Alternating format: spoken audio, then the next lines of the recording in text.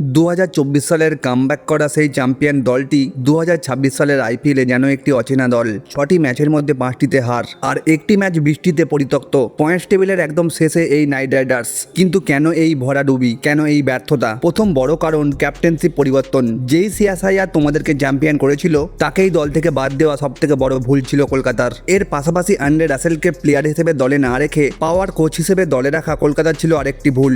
এরপরে আছে ব্যাটসম্যানদের ব্যর্থতা। টপ অর্ডার থেকে শুরু করে মিডল অর্ডারের ব্যাটসম্যান সবাই কেউই ধারাবাহিকভাবে পারফরমেন্স করতে পারছে না এবারের আইপিএলে। এর পাশাপাশি ফিল্ড সল্টের মতো প্লেয়ারকে ছেড়ে দেওয়া, মিচেল স্টার্কের মতো প্লেয়ারকে ছেড়ে দেওয়া ছিল কলকাতার আরেকটি ভুল। আর যদি আমরা বোলিং এর কথা বলি তাহলে হাসিদ রানা এবং আকাশদীপের ইনজুরি দলটাকে একবারে ভেঙে দিয়েছে। সবকিছু মিলিয়ে ব্যাটিং কিংবা বোলিং সব দিক থেকেই ব্যর্থ কেকেআর। 6টি ম্যাচ খেলে 1 পয়েন্ট। এখন যদি কলকাতাকে প্লে অফে উঠতে হয় তাহলে বাকি 8টি ম্যাচের মধ্যে সবকটিতে জিততে হবে কলকাতাকে, যেটা প্রায় অসম্ভব। যদিও তোমাদের কি মনে হয় কেকেআরের এই অবস্থার জন্য কে দায়ী?